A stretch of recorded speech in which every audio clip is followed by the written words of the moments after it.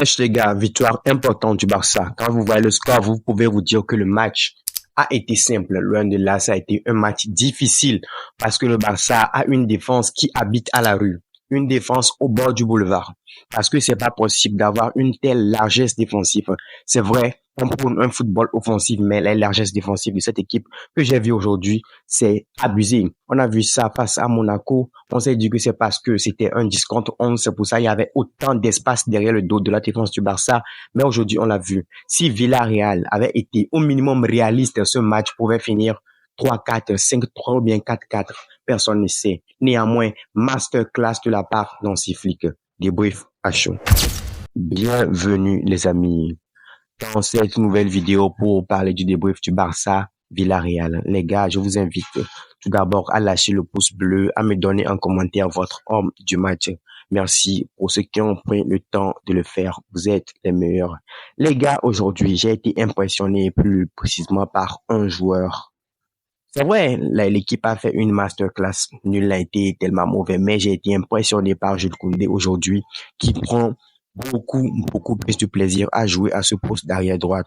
Parce que lors des actions offensives du Barça, tu vois Jules Koundé qui se proposait à chaque fois des dédoublements par-ci, par-là, ce qui permettait à Lamine Yamal d'être en confiance, ce qui permettait à Lamine Yamal de ne pas se retrouver à des 1 contre 3, des 1 contre 2. Parlons de Lamine Yamal aujourd'hui. Comme tous les matchs, Lamine Yamal, c'est du masterclass, de passe D tranquillement pour le jeune prodige de la Masia. Lamine Yamal aujourd'hui, il aurait même pu finir avec un but. Il n'a pas été clinique. Même avec le penalty, il pouvait tirer le penalty, mais il a dû laisser le penalty à Lewandowski.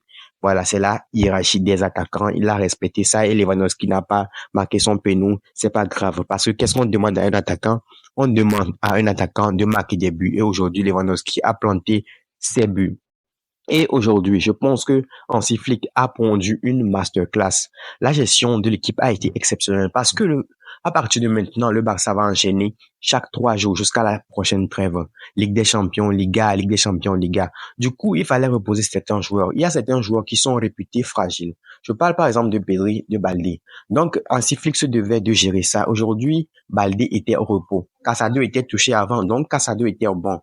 À la 60e minute, quand le Barça mène déjà 3 buts à 1, Flick a sorti Pedri. Flick a fait tourner. Donc, je pense que c'est quelque chose de bien. Même si les remplaçants ne sont pas au niveau comme les titulaires en puissance, je pense qu'ils ont fait le taf.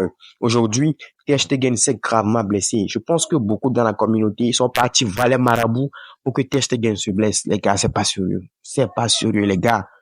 Avec ce petit match de Monaco, vous êtes partis voir le marabout, Ter Stegen est blessé. Ça a l'air vraiment grave. Je pense que c'est peut-être la fin de saison, mais bon, on va pas se prononcer, on va attendre les résultats du test pour voir ce que ça donne du côté de Ter Stegen. Les gars, j'ai vu que les matchs Villarreal-Barça, ça a toujours été des festivals de buts. Aujourd'hui, on a été régalé. Dans l'ensemble, en tant que fan de foot, ça a été un très beau match de foot parce qu'il n'y avait pas ce truc que Retafe faisait, les bails de Valladolid à rester sans derrière, à attendre que le ballon vienne à poser le but. S'il n'y avait pas ça, il y avait des rentres dedans. Chaque équipe attaquait et c'était beau à voir. Les gars, c'est vraiment encourageant pour la suite.